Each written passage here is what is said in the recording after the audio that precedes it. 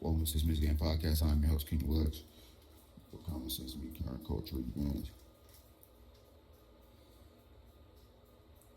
And Russ retired.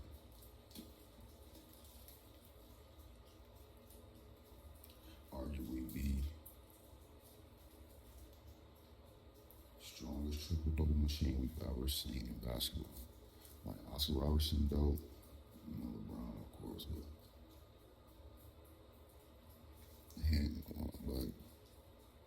for the next 20, 30, 40, 50 years, the name that we'll remember when talking about triple doubles is Russell Westbrook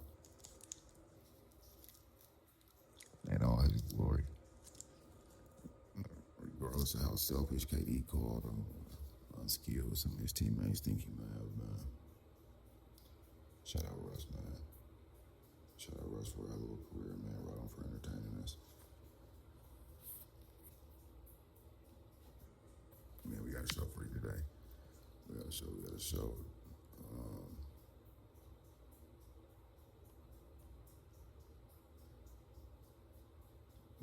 So Russ came in. So I see something on Facebook regarding 5 point guards: Chris Paul, Russ, Steph, John Wall, and Jalen Rose. And they said Steph is the only point guard still playing. It's crazy to me. It's weird. Remember, Steph in the beginning, Steph had all the injuries, and you don't really see injuries like plague a player's career until like later on in their career. Right, so Steph got all these injuries like early on, and usually got to derail one's career. But he had injuries early, ankle injuries, knee injuries, man. And he still won every match. I guess it ain't the dog, it ain't the size of the dog in the fight. It's the size of the fight in the dog. And you see like everybody else gone. Jalen Rose gone, retired. John Wall gone, retired. Been gone, retired for years. Chris Paul retired. And you would think, Steph was the one with the highly publicized injuries early on in his career, and you think that would have derailed him. But Steph, the one that's still playing and still trying to contend for championships, man. So shout out Steph. Shout out Steph. That has to be difficult, man, to come in that way and to come in with injury and to watch your whole team deplete and to still year after year put together like a caliber, a championship caliber record and resume. Man, that's crazy. You very rarely see players like carry a franchise in that way. It's kind of like what's going on in Minnesota with Kyler Murray and J.J. McCarthy. I knew in Michigan, J.J. McCarthy, we talked about it yesterday, or the day before yesterday, or 3 days ago or something, but I knew at Michigan with Harsborough that J.J. McCarthy wouldn't,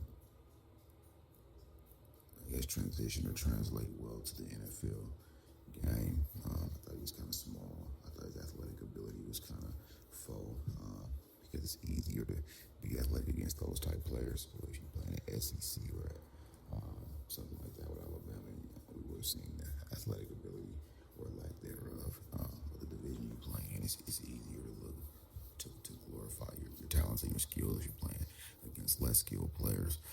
I didn't think his arm was that strong. I didn't think he was that accurate. I think that even Michigan could have won with a better quarterback then. But also, I think that had he stayed at Michigan another year, he probably would have fared better. It would have been better for his career. And I think that he also probably should have came to a scheme where he would have been second, because once you just throw a quarterback into that fire, like starting role, and then snatch it back out of it, it kind of tears away at one's confidence. So I think that what's going on with J.J. McCarthy is a culmination of things. I think it has to do with him. I think it has to do with coaching. I think it has to do with the prima donna respect we give our quarterbacks, right? So we got to start holding to the same standard and start calling a spade a spade. It has to be one standard set for each collegiate kid. If you're not accumulating accolades, then you can't make the leap. We kids from these small towns or these small programs, and then letting them play against small town kids or small program kids and calling them LeBron James, because it's not how it works.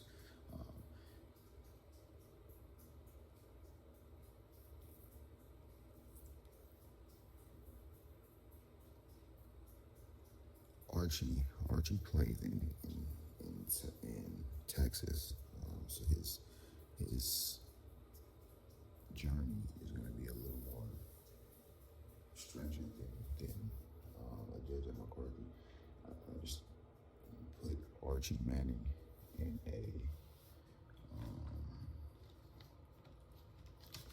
Michigan Wolverine uniform, and I can almost guarantee they compete for a national championship immediately. It won't be the same way in the SEC with Texas, but with LSU and Auburn and all those boys who put out NFL caliber players every year.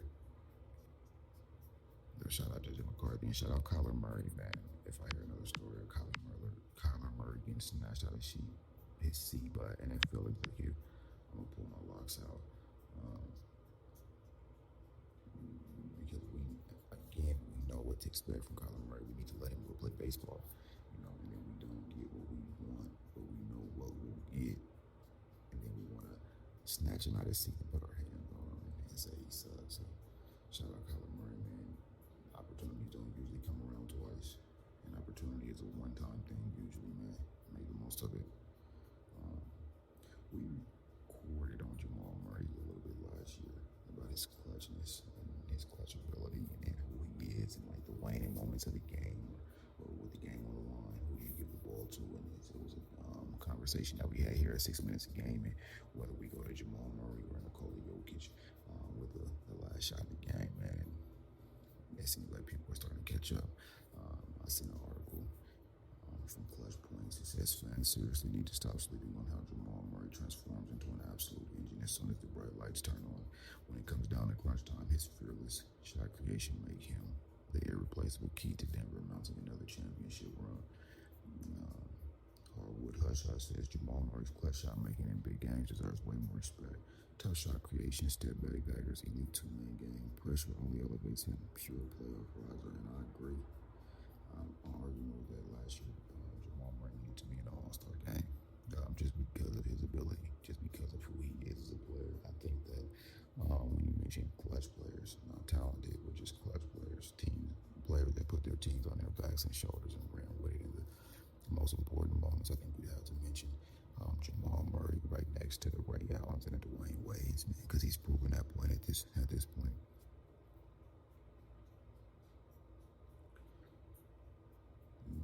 Don't really look for Bo Nix to play in his preseason opener. He'll play in the final two preseason games, but not this one. I think that's very, very, very smart because this first game are the rookies and the nobody. So my career isn't probably going to be as important to you as your career is to you.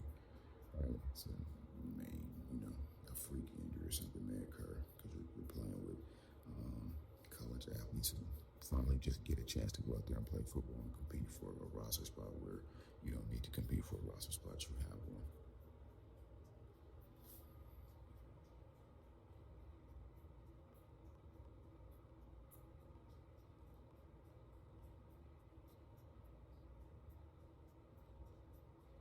Did you see right on for everything you did for the Nuggets too, Russ? Man, it's crazy.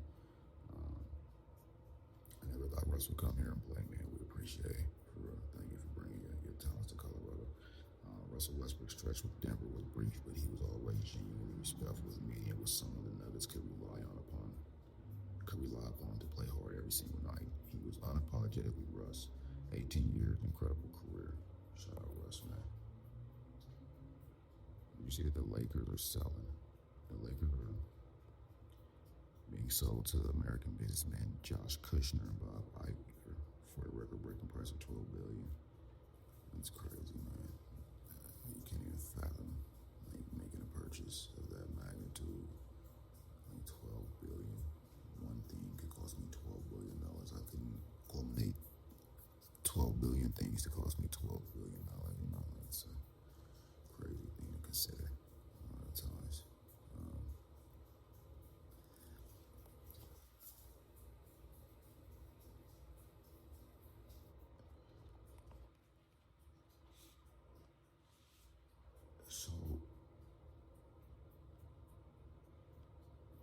like Patrick Mahomes.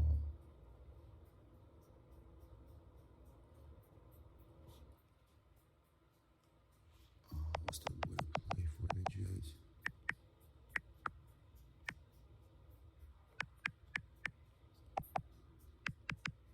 He's my dog. So he went to the Steelers too. He played for the Steelers for a little while.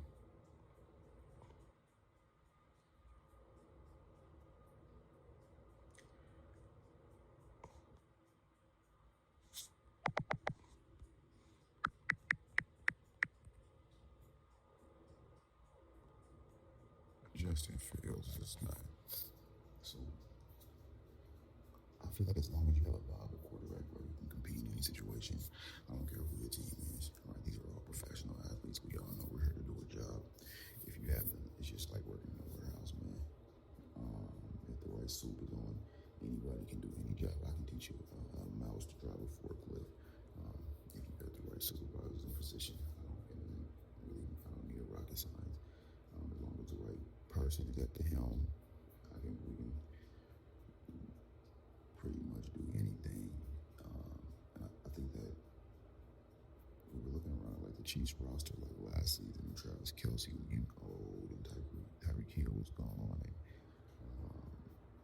you're looking up at Patrick Mahomes, and he's getting a little bit older, and Andy Reid's been around since the Donovan McNabb era, and you're looking like, man, maybe is his team like geriatric, and I think so, but I think that it works because of the quarterback position, because of the type of leadership ability that Patrick Mahomes exalts, and I think that picking up a player like Justin Fields is an amazing asset. If you remember, Patrick Mahomes got hurt last year, and that's what ultimately kicked the Chiefs out of the playoff hunt. So to put a player like Justin Fields with his youth still attached and his physical ability, I think that's an amazing pickup. I think he'll be an amazing asset for the Chiefs. Do I like to see it? I don't think it'll make a difference. I'm a Bronco fan. My defense is strong enough to take both quarterbacks and a coach. And I'm gonna have an amazing morning, man. 6 minutes a game. Make sure you tap in on 6 minutes a game on Apple Podcasts, Spotify, man, wherever you get your podcast fix. And follow us on Facebook and Instagram too, man. King Lex, it's time.